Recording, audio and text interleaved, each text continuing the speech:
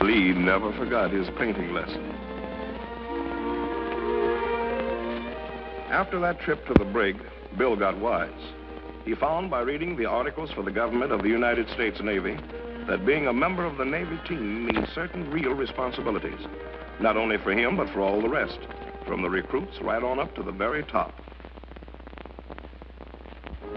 And he found out something else, something that opened his eyes to real teamwork, something about steward's mates and their place on the team.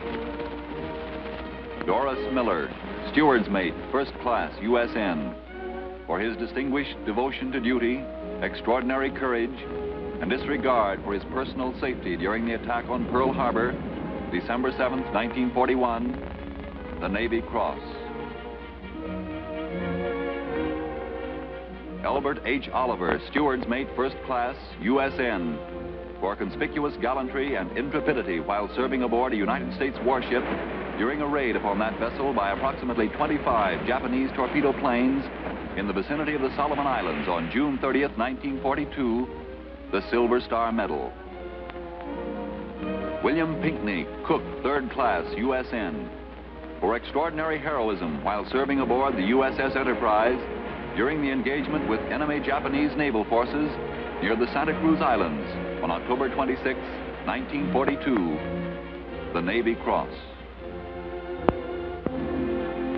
Leonard Roy Harmon, steward's mate, first class, USN, for extraordinary heroism while serving aboard the USS San Francisco during action against enemy Japanese forces in the Solomon Islands area on November 12th and 13th, 1942, the Navy Cross, a fighting ship named for a fighting man. And there are hundreds of others, like this lad on the Franklin, who had a job to do and did it. And I thought steward's mates were just waiters. Well, Johnson, you might call them that. But they're fighting men, too. Between battles, their work is rather dull.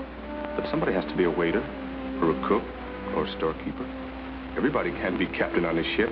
But when you get the ship to where she's ready for the job she was built for, when you're there in battle, what you did before doesn't count anymore. What matters now is what you do in battle. Like your ship. That's your main job, fighting. And believe me, when it comes to fighting, the steward's mates are right in there with the rest of them. That's real teamwork, sir. You bet it is. And because their primary job is fighting, steward's mates' instruction includes standard courses in airplane and ship recognition, ship compartmentation, and gunnery.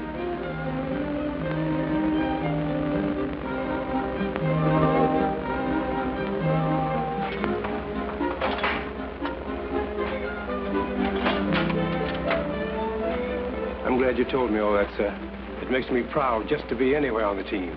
And Johnson, don't ever forget this about steward's mates. They may pour soup between battles, but in battle, they pour lead with the best of them. And so Company 510, now U.S. Navy fighting men, passes in review for the last time. Bill's recruit days are almost over. Those few crowded, tough weeks have been lived through. He and his buddies have learned the basic rules of the game. Now, some will go direct to general service duty, while others will specialize and enter service schools. Company 510 will be scattered far and wide as the men continue their various careers, each to take his special position on the team for the big plays ahead.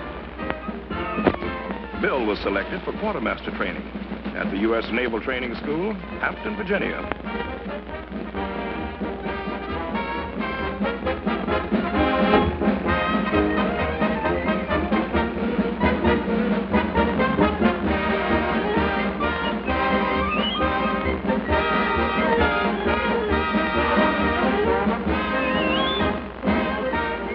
He felt pretty good about Hampton because training for quartermaster was a step up on the team. Here the trainees are mustered and checked in and receive a brief outline of the particular rules at Hampton. This chance was something Bill had hoped for, but you don't graduate just for the hoping. You have to earn it.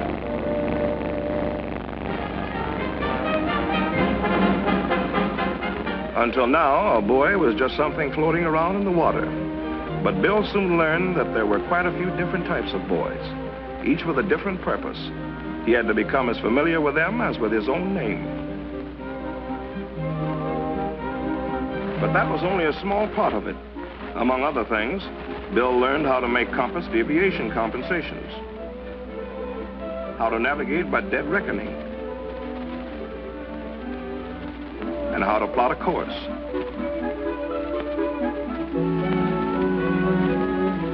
What a mercurial barometer is, how to set it, how to take readings, for the barometer is the sailor's watchdog. Bill also learned how to use the engine room telegraph. On this training ship, Bill and his shipmates put to actual use what they have learned in classes. Give her a little left rudder.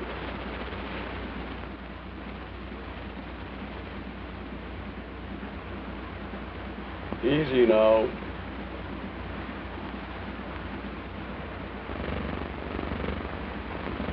Just a touch. Right rudder.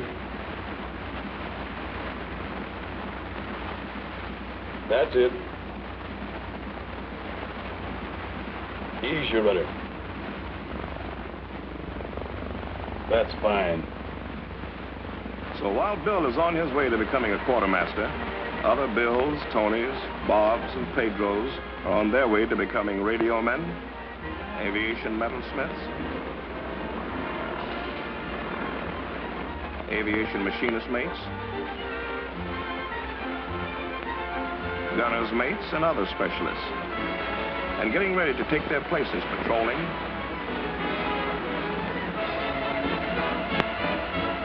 signaling,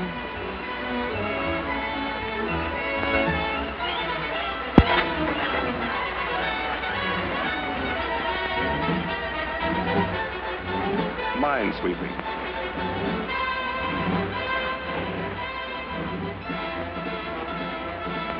along with 1,001 other jobs that go to make up the Navy team.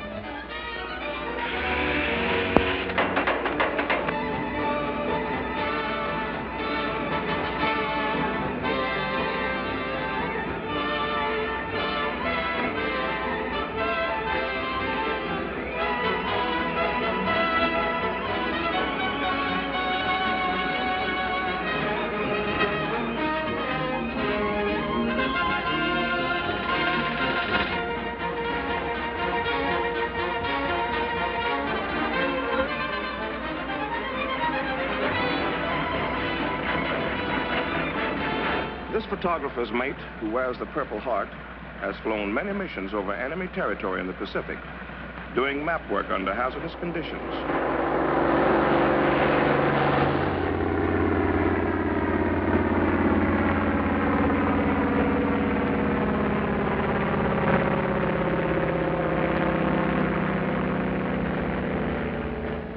When completed, these mosaic maps furnish one of the most essential factors in battle planning. This skipper commands a Navy oiler.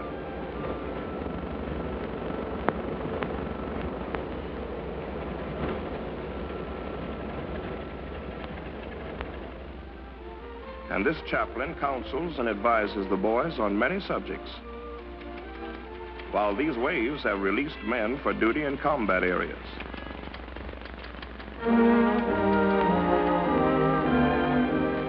The next time I heard from Bill, he wrote me that he had been ordered to duty aboard a destroyer escort, manned by a predominantly Negro crew.